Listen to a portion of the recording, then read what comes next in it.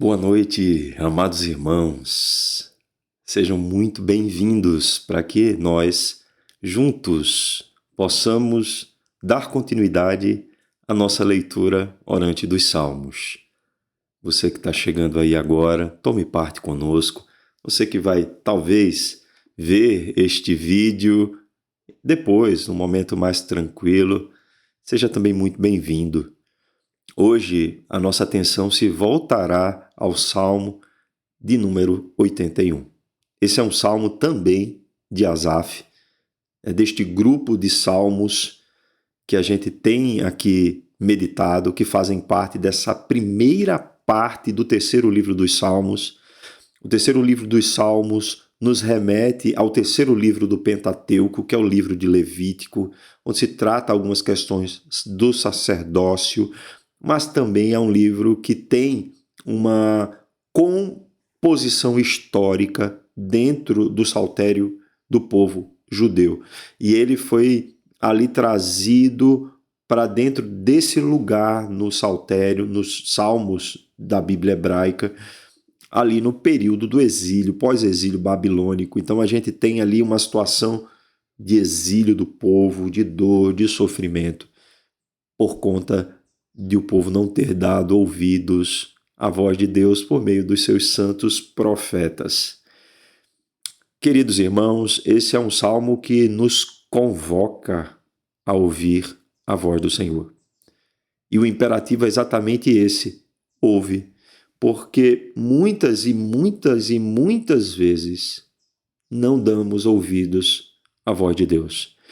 O decálogo, que está lá no livro do Êxodo, e a sua repetição em Deuteronômio, ele nos traz essa observação por parte do Senhor que fala com o seu povo e demanda dele um tipo de atitude e compromisso com a sua lei.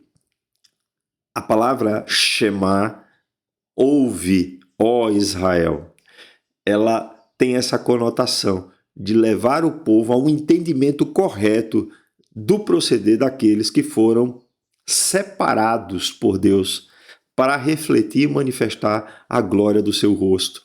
O que tem uma conexão com o salmo anterior, que o povo pede para que a glória de Deus se manifeste, Em sendo o caso de uma continuidade dos salmos, parece que existe esse mesmo tipo de conexão quando observamos o Salmo 81. Sendo que o Salmo 81, Deus em seu oráculo parece ser muito mais contundente ao determinar que o povo não estava dando ouvidos à voz de Deus. Não estava atentando para as suas palavras.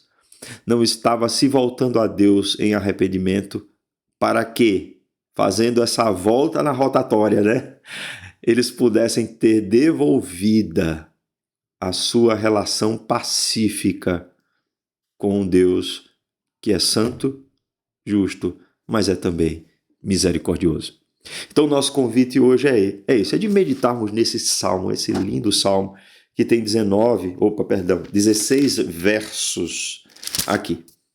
E eu peço, desculpem, aos irmãos que reservem esse momento. Você que está nesse exato instante me ouvindo, tome a sua Bíblia.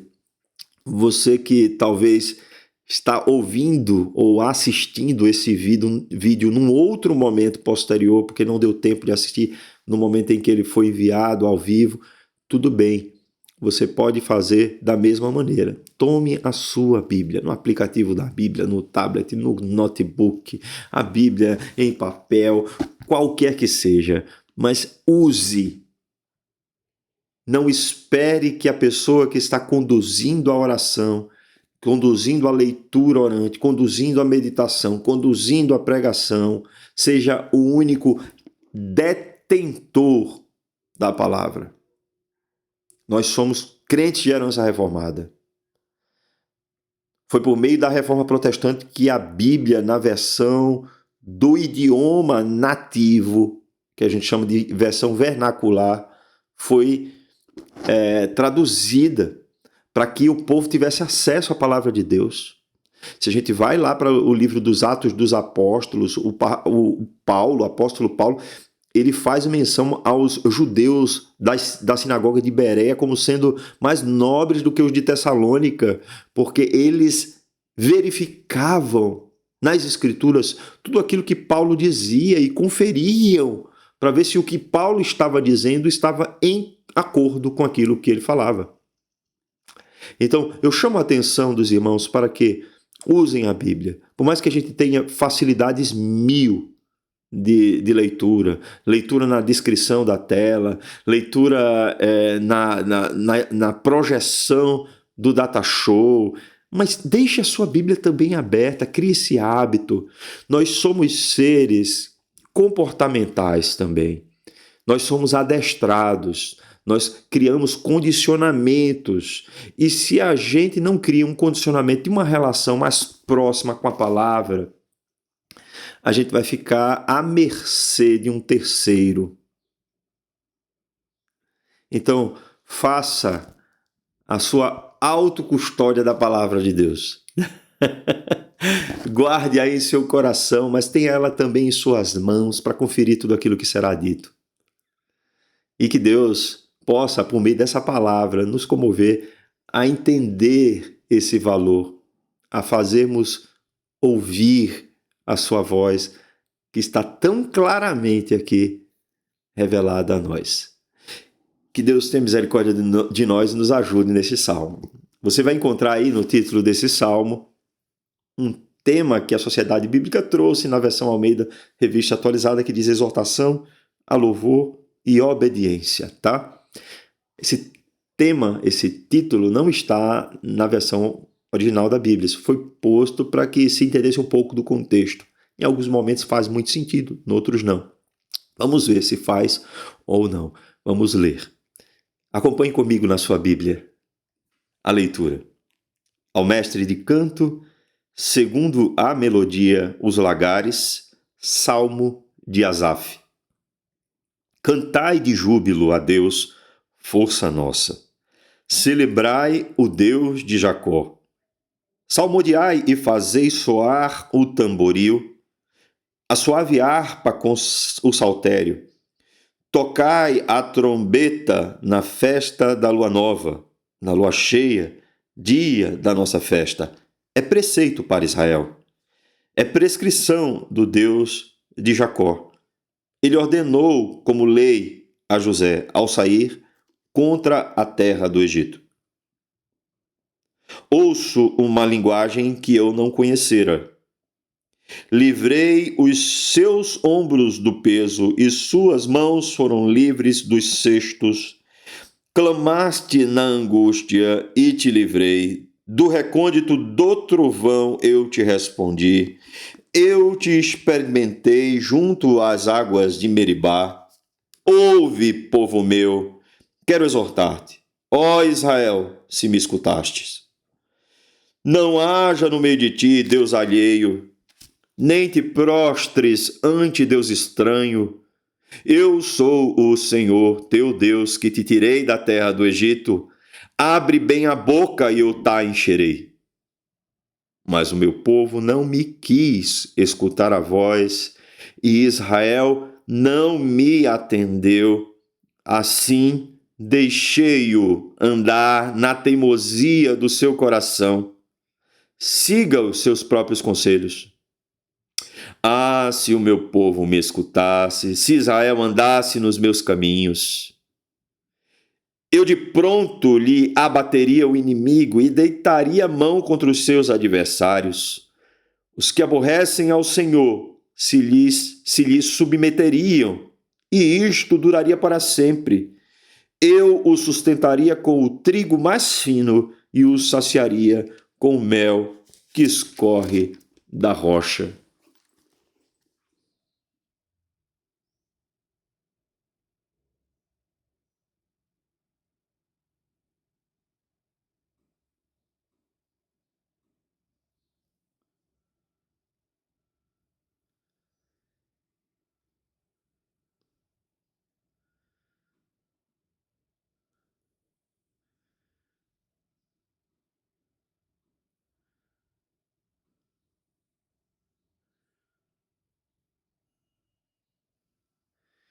Amém. Irmãos, que salmo, hein? Nesse salmo não tem meio termo. Deus tem sido incisivo para com o seu povo. Esse salmo é um salmo que, dentro da cultura judaica, dentro da tradição, né, ele é usado nos períodos de Ano Novo, quando se tem aí as festas de Ano Novo. E ele é usado nas festas chamadas festas das trombetas, porque aqui é a expressão sofar, né, dita aqui relativa às festas de lua nova. E aí a gente precisa entender um pouco disso. O calendário judaico é diferente do nosso calendário gregoriano, né? É diferente. Por quê? O calendário judaico é um calendário lunisolar. O que é um calendário lunisolar? É que os meses do ano, eles são medidos de acordo com as luas novas. A cada início de uma lua nova é considerado o início de um mês. Isso se chama de lunação, é o tempo entre uma lua nova e outra.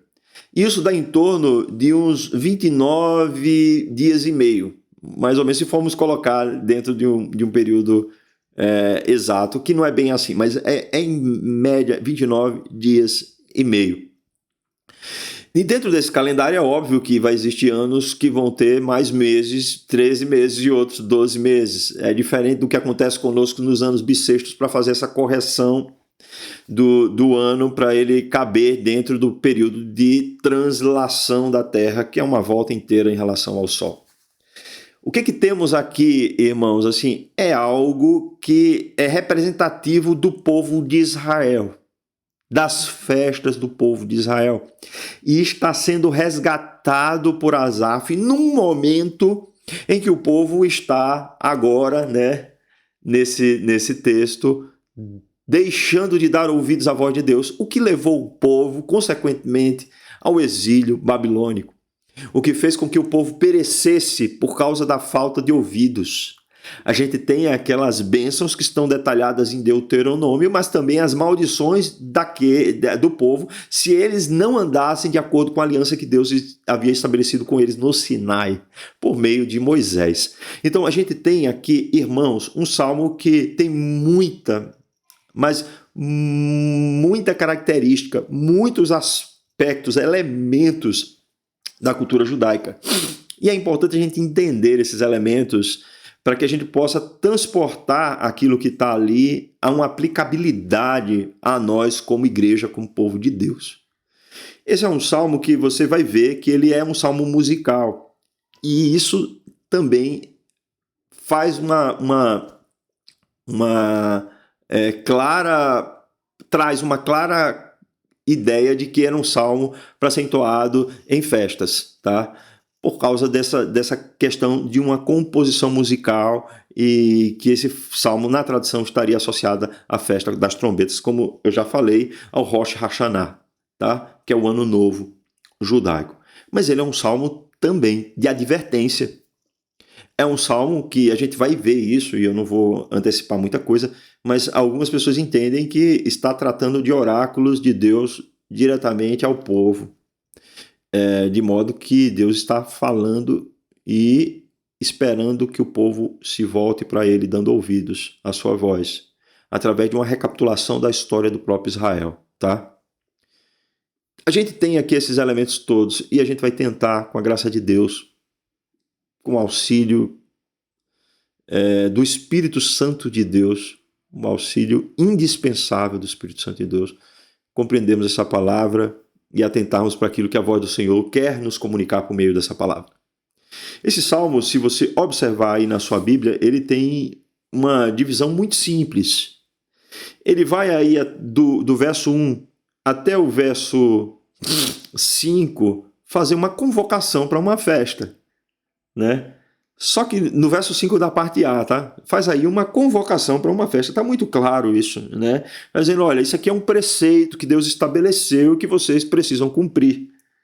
Então está dizendo aqui que deve-se cantar, deve-se tocar trombeta, tamboril, deve-se salmodiar nessa festa. Não é uma convocação para uma festa, tá? É claro isso aqui, meus irmãos, por favor, que se entenda. Esse momento é um momento de convocação. Mas logo em seguida, há uma recapitulação da história de Israel. Né? Porque no verso 5, ainda na parte B do verso, diz assim, ouça uma linguagem que eu não conhecera. Aí se começa a falar, né, como voz de Deus, meus irmãos. Eu sei que isso daqui tem um conflito interpretativo com algumas pessoas e eu vou explicar melhor depois. Fala-se como voz de Deus diretamente ao povo.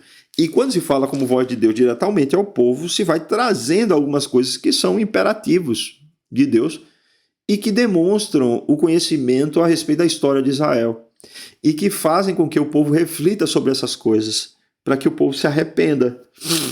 E uma vez arrependidos, né, aquelas bênçãos que estão em Deuteronômio seriam resgatadas, porque Deus estaria agora de maneira abençoadora lidando com esse povo, repreendendo o inimigo. Então, o Salmo basicamente traz esse desenho, esse esboço geral. Eu gostaria de meditar com os irmãos passo a passo aqui nesse momento. Então, vejamos o que está escrito aí, nos versos 1 ao verso 4. Cantai de júbilo a Deus, força nossa. Celebrai o Deus de Jacó. Salmodiai e fazei soar o tamboril. A suave harpa com um saltério. Tocai a trombeta na festa de lua nova, na lua cheia, dia da nossa festa. É preceito para Israel. É prescrição do Deus de Jacó. Talvez você não tenha percebido, mas aqui é uma questão muito importante. Tudo aquilo que tem sido dito aqui sobre o cântico, sobre a festa, sobre a aclamação do povo, parece trazer muita carga de um momento de celebração, alegria. Uma celebração efusiva. Só que o povo está no cativeiro.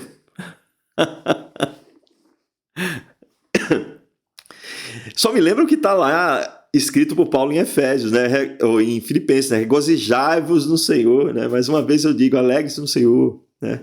Então, assim, parece que o salmista está levando o povo a perceber que o povo, por não ter dado ouvido à voz de Deus, não estava cumprindo o preceito de Deus, até mesmo nas suas obrigações cerimoniais, que era a reunião que foi pela lei de Moisés cerimonial trazida para as festas de Israel. E essa observação também estava sendo quebrada. Não era apenas a lei moral, não eram apenas os 10 mandamentos, mas por conta da quebra de aspectos da lei, todos os restantes dos aspectos da lei estavam sendo quebrados. Tanto a lei civil quanto a lei ritual e cerimonial, que envolvia, né, esses aspectos das festas, tanto nas suas questões civis como cerimoniais. Então estava ali as festas da Lua Nova, né? E o povo estava quebrando também tudo isso. Onde está essa alegria? Essa é a pergunta. Onde está a alegria do povo? Deus o comovia a alegria, mas onde está a alegria do povo de Deus? Irmãos, eu preciso ser muito, mas muito objetivo aqui.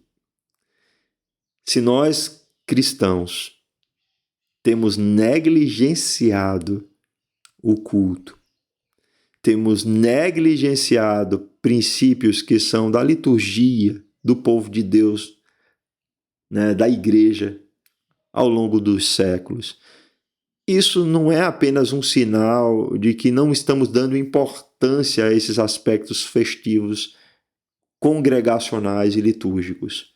Isso é um sinal de que temos perdido a alegria de estarmos reunidos em festa celebrando o nome do Senhor. Isso é um indicativo, é um termômetro de que a alegria da salvação talvez esteja esvaziada de nossos corações. Precisamos observar muito bem isso, porque talvez possa parecer uma coisa um pouco legalista para muitos, nem em nossos dias, no nosso tempo de desigrejados, né? Dizer-se, É importante se estar na casa do Senhor. É importante se obedecer uma liturgia conforme a palavra do Senhor nos orienta a fazer aquilo que é preceito. É por isso que temos o princípio regulador do culto na nossa igreja presbiteriana do Brasil, para que o nosso culto não tenha elementos que não sejam aqueles que o próprio Deus expressamente em sua palavra orienta a se ter. Então precisamos, meus irmãos, resgatar aquilo que talvez por conta da nossa desobediência, por conta do nosso agravo em nossa audição espiritual, não estamos dando ouvidos à voz de Deus. Essa palavra possa parecer dura para nós, meus irmãos, mas foi essa palavra que Asaf, de maneira indireta, estava trazendo àquele povo. Vamos parar, meus irmãos. Vamos perceber em cada um de nós como é que estão os nossos sentimentos, nossas emoções, nossas motivações. Temos o desejo de estarmos no domingo reunidos, cultuando ao Senhor, ou vamos muito mais por uma obrigação, por uma tradição vazia, por uma agenda que queremos preencher para dar uma satisfação aos nossos familiares, mas que no fundo aquilo já não faz mais sentido para nós. Avaliemos cada um o que se passa dentro de nosso coração, para que, assim como Asaf tem feito aqui com o povo de Israel, possamos ser, pela palavra de Deus, sacudidos. Onde está a nossa alegria? Igreja Presbiteriana de Jacareí. Onde está a nossa alegria? Congregação Nova Esperança. Onde está a nossa alegria? Vamos continuar aqui a leitura do texto. A gente vai ter aí uma transição. E observe aí no verso 5 da sua Bíblia, ele vai estar uma parte que inicia com a letra maiúscula, sendo que não está em negrito essa letra. E logo em seguida, na segunda parte, vai ter uma letra em negrito. Isso quer dizer uma subdivisão dentro do texto, tá? Isso serve para uma orientação, porque muitas vezes o versículo está num só versículo, mas esse versículo está dividido. Essa palavra de transição, irmãos, é a seguinte: ouço uma linguagem que eu não conhecera. E depois dessa transição você vai ver que é o próprio Deus que está falando. Qual o problema aqui? Vamos lá. É que se fizermos uma interpretação do texto aqui, bíblico, no original, isso nos faz entender que talvez a voz que se expressa, a linguagem que se expressa, a língua que se expressa, é uma língua não usual hebraica. Parece ser uma língua de outra nação, nesse caso egípcia. E aí a pergunta é: Deus falaria numa língua egípcia os seus oráculos? Deus falaria em uma outra língua? E o Asaf conhecia a outra língua para ouvir a voz de Deus falar através dessa outra língua os seus oráculos? Irmãos, essa é uma pergunta que nós já sabemos a resposta. E embora os estudiosos da Bíblia possam entrar em conflito aqui sobre essa questão, nós não temos nenhuma dificuldade com isso pela providência de Deus na história.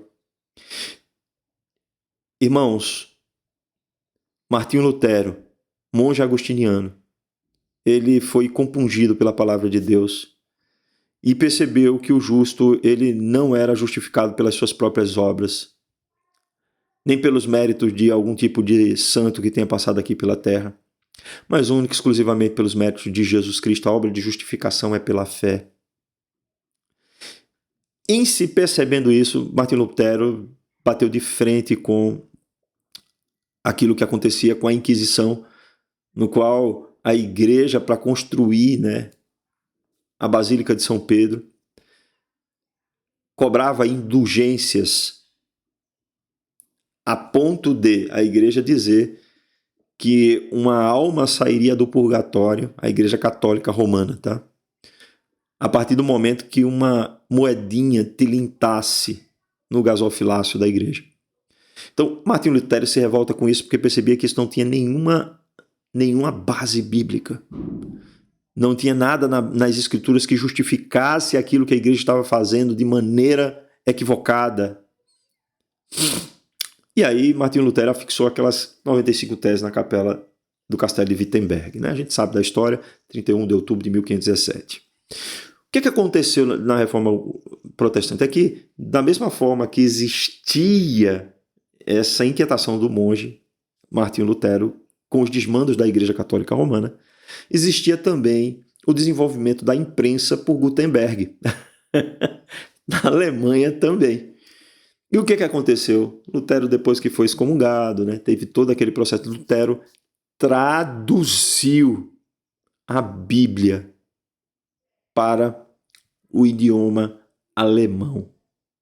Ou seja, um idioma que não era o idioma original do texto, mas ele foi traduzido para o alemão. Para quê? Para que o povo alemão pudesse ter acesso à Bíblia e para que a Bíblia, que é voz de Deus, entendemos assim, o Velho e Novo Testamento está no primeiro artigo da nossa Confissão de Fé de Westminster, é a nossa regra de fé e prática, é palavra de Deus. Não cremos que a Bíblia contém a palavra de Deus, como os neo-ortodoxos, não cremos que a Bíblia é uma palavra de Deus, como os liberais, nós cremos que a Bíblia é a palavra de Deus, é o oráculo vivo de Deus para a revelação da obra de salvação de Deus para os homens. Então, meus irmãos, se a gente está lendo aqui uma Bíblia em português, é porque Deus não fala apenas no hebraico. Eu não tenho nenhum problema de ler esse texto aqui entendendo que é o oráculo de Deus falando com Asaf em outro idioma. Nenhum problema. E vamos ver o que Deus trouxe ali. Primeiro, há uma recapitulação da história de Israel. Observe aí o versículo 5, 6 e 7. Diz assim: livrei os teus ombros do peso e suas mãos foram livres dos cestos. Está falando da escravidão de Israel no Egito, talvez por isso a linguagem egípcia. E ele continua a dizer assim: clamaste na angústia e te livrei do recôndito do trovão, do recôndito do trovão, eu te respondi e te experimentei junto às águas de Meribá.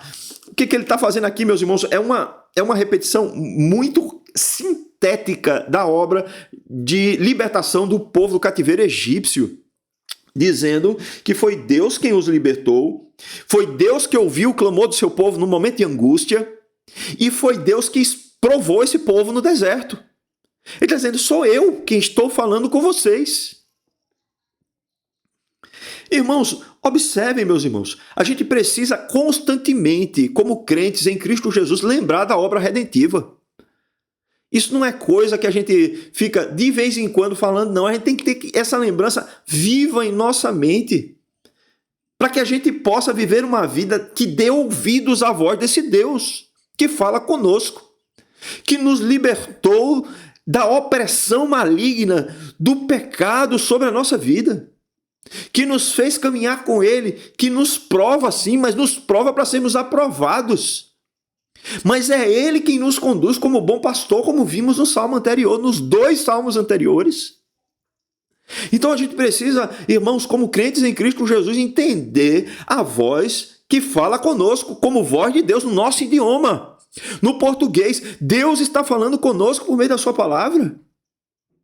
Agora a questão é, como diz o escritor de Hebreus: hoje, se ouvires a sua voz, não endureça o seu coração. Essa é a questão. Precisamos, meus irmãos, que o Espírito Santo haja poderosamente nas nossas vidas, para que os nossos corações estejam abertos, escancarados para ouvirmos a voz de Deus. Não sejamos insensíveis. Observe aí, no texto consecutivo, né? Que Deus traz quais eram as obrigações que o povo deveria cumprir e traz a rebeldia, a deslealdade do povo com a aliança que ele fez. Observe aí, dos versículos 7, né, ou do versículo 8 a 16, a gente vai ter isso aqui. Ele vai começar dizendo assim, ó: ouve. Será que não é oráculo de Deus, meus irmãos? Diz assim: ouve, povo meu, quero exortar-te. Ó Israel, se me escutastes, ou se me escutasses. Irmãos, se a gente não estiver aberto os nossos ouvidos para ouvir o que vem em seguida, não adianta estarmos aqui. Porque é Deus quem está falando, por meio da sua palavra, com o seu povo. Somos uma mesma igreja, viu, meus irmãos? O povo eleito de Deus, tanto da antiga como da nova aliança, é um só povo em Cristo Jesus. E a palavra que Deus dirige ao povo de Israel, ele está dirigindo a nós. Quando ele está dizendo assim, ouve, povo meu, quero exortar-te, estamos dando ouvidos ou estamos fazendo ouvido de mercador? Quando ele diz assim, ó Israel, se me escutasses. Irmãos, será que estamos negligentes a esse ponto? De fingirmos que Deus não está falando conosco? De não nos importarmos com a palavra de Deus? De passarmos de largo, como se isso não tivesse nada a ver com a gente? Tem a ver com você, viu? Tem a ver comigo. Essa palavra aqui tem a ver conosco. Não ignore. E aí, olha só, observem, né? O que ele vai continuar a dizer aqui a partir do verso 9 em diante. Ele diz assim, olha, não haja no meio de ti Deus alheio. Tá lembrando o quê, meus irmãos? Do Shema, né? Ouve, Israel, o Senhor nosso Deus é o único Deus, né? Aí ele começa a dizer, nem te prostre diante de Deus estranho. Irmãos, observem. Eu sou o Senhor teu Deus, que te tirei da terra do Egito. Aqui, meus irmãos, se existia alguma dúvida se era Deus ou não que estava abrindo um oráculo para falar numa língua, até então, que não era a língua hebraica, não há mais nenhuma dúvida, porque o que está sendo recitado logo em seguida, meus irmãos, é um resumo do Shema. É um resumo do Ouve Israel, o Senhor nosso Deus é o único Deus. É um resumo sobre os 10 mandamentos na primeira tábua dos mandamentos que diz respeito à nossa relação com Deus. Mas o verso 10, meus irmãos, ele encerra com a seguinte menção. Abre a boca e eu te encherei. E aí, meus irmãos, observe. Estamos aqui, assim, falando... quando o hebraico ele vai falar, por exemplo, de desejo, ele usa uma expressão chamada garganta, nefesh, né? Desejo. Porque é pela boca que a gente satisfaz o nosso íntimo. O alimento é algo de todas as culturas. O ser humano ele precisa comer, né? E essa é uma linguagem muito objetiva para dizer o seguinte: se vocês estiverem dispostos a receber o alimento que eu tenho para dar, vocês vão ser fartos. Vocês vão ter alegria para festejar. Vocês não vão viver fazendo descaso das reuniões solenes, das obrigações que eu tenho dado a vocês. Vocês não serão um povo rebelde. Vocês serão um povo pleno da minha presença.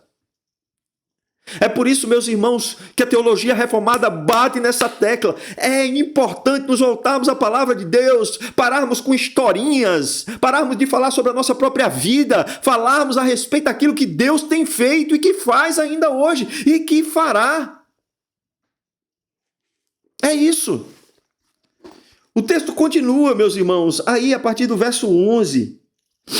E ele detalha, meus irmãos, ainda mais a deslealdade, a rebeldia do povo de Deus fica mais escancarada. Olha só, ele diz assim, mas o meu povo não me quis escutar a voz e Israel não me atendeu. Que tristeza, meus irmãos.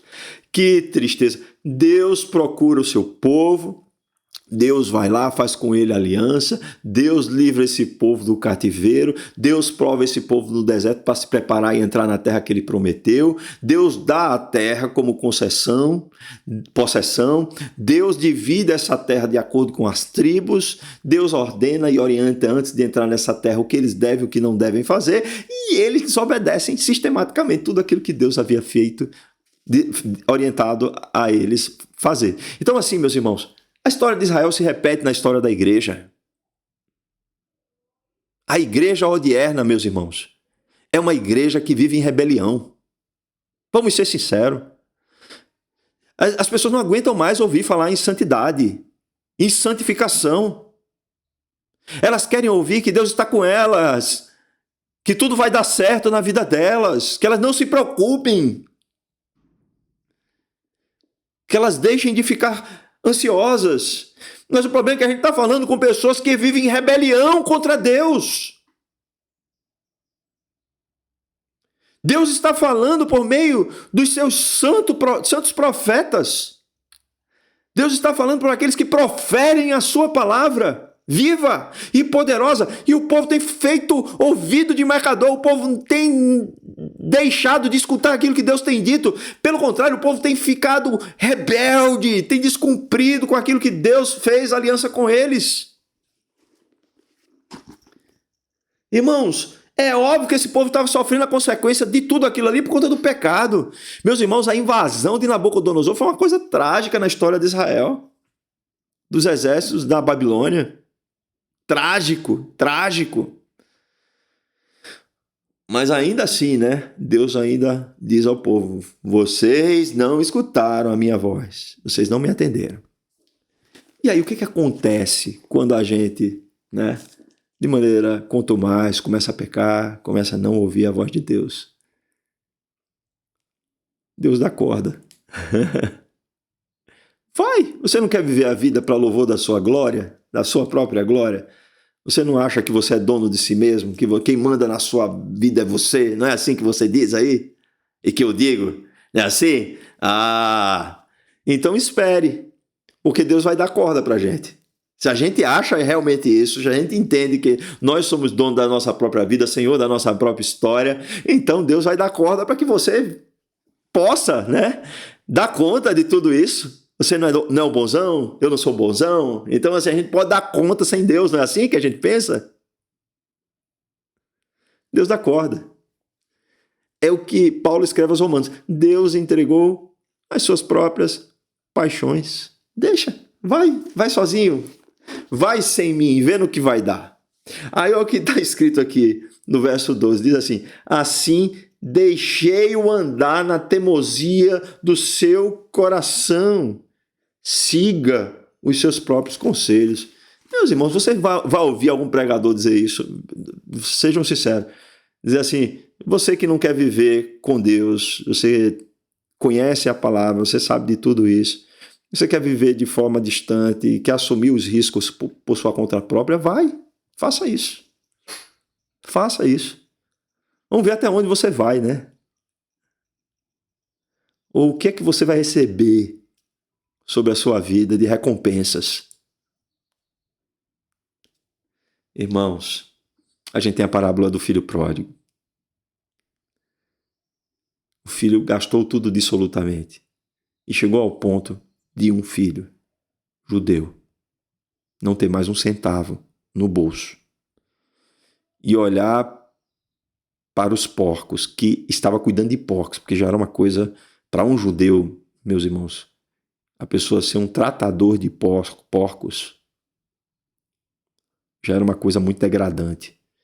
Mas ele desejou comer das favas, da comida, da lavagem que era dada aos porcos. E ele só caiu em si aí. Deus dá sim, meus irmãos, corda. Deus permite que a gente vá longe, para longe, Deus permite. Mas isso não é porque Deus é um Deus cruel, sádico, não. É porque nós, pecadores, não queremos dar ouvidos à sua voz. Nós queremos viver a nossa vida. Nós queremos viver no gozo das nossas paixões. É por isso. E aí a gente precisa sofrer para a gente aprender. A gente precisa passar por momentos difíceis para que a gente possa cair em si e se arrepender dos nossos atos de pecado e nos voltarmos para o nosso Pai. Observem aí o que é que está escrito no verso 13. Olha o sentimento do coração de Deus. Ah, se o meu povo me escutasse, se Israel andasse nos meus caminhos, eu de pronto lhe abateria o inimigo e deitaria a mão contra os seus adversários. Os que aborrecem ao Senhor se lhe submeteriam ao povo, a Israel, e isto duraria para sempre. Eu o sustentaria com o trigo mais fino e o saciaria com o mel que escorre da rocha. Percebem como é o coração de Deus, meus irmãos? Deus não é um sádico. Deus sabe que o nosso pecado destrói a nossa vida. A sua aliança, a sua palavra, a sua redenção é para promover em nós santificação. É para promover em nós um caráter semelhante ao caráter de Jesus Cristo. É para que a nossa vida seja cada vez menos refém do pecado, cada vez mais livre do pecado, para louvor e glória do nome do Senhor. Mas se vivemos como se não fôssemos de verdade filhos dessa aliança, nós, meus irmãos, seremos tratados da pior maneira possível por esse mundo. Não espere coisa boa desse mundo, se você é filho de Deus, viu? Por mais que você ache que esse mundo tem muitos deleites e prazeres para lhe dar, depois o que ele tira é muito maior. Ele tira a sua paz. Ele tira a sua alegria. Ele tira de você a sua dignidade. Então não se iluda, meu irmão. Você que está longe aí dos caminhos do Senhor, não fique iludido. Essas coisas não vão satisfazer o seu coração. Volte para o Senhor o quanto antes. Não fique aí na sua inércia achando que algo de bom vai acontecer com você longe de Deus, porque só vai acontecer tragédia e desgraça. O que pode acontecer de bom com você, comigo, só acontece quando estamos na presença de Deus. Por mais sofrimento que enfrentemos, se estamos na presença de Deus, temos alegria no coração. Por mais que tenhamos que passar por humilhações, zombarias, mas temos a certeza da vida eterna. Por mais que isso gere em nós assim um sacrifício diário, né? Para que possamos cultuar a Deus com os nossos corpos, com a nossa vida. Ainda assim, todo esse sacrifício diário, ele é operado por Deus para a nossa santificação, para que a gente possa rejeitar as obras da carne e para que Ele possa operar em nós o fruto do Espírito. Não pense, meus irmãos, que a santificação é uma obra unilateral de Deus na vida do crente. Deus, a gente não sabe mensurar isso em termos racionais, mas Ele continua soberano e nós continuamos autorresponsáveis por todas as decisões que tomamos.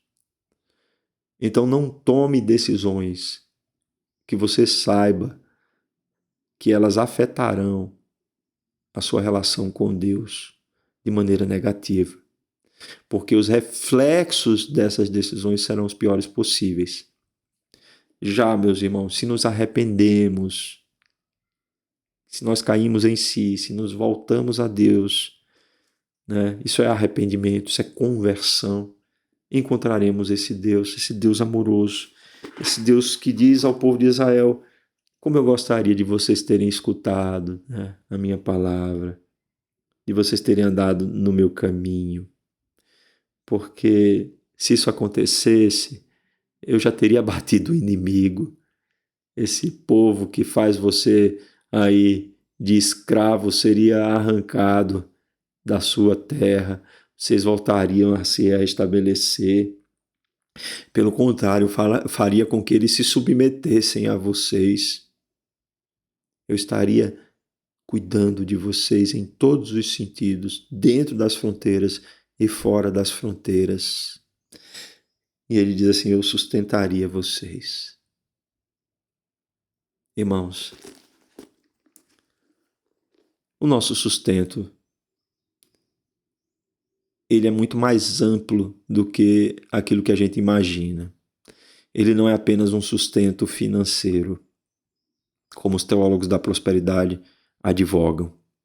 Ele é um sustento que envolve todas as nossas necessidades humanas. E olha, meus irmãos, Fyodor Dostoiévski, né? Dramaturgo russo, escritor famosíssimo, ele escreveu que há no coração do ser humano um vazio do tamanho de Deus. Não vamos encontrar nenhuma satisfação fora dele. Nada é capaz de preencher esse vazio. É por isso que a gente deve abandonar os nossos ídolos, a nossa idolatria. Sabe qual é a principal das nossas idolatrias?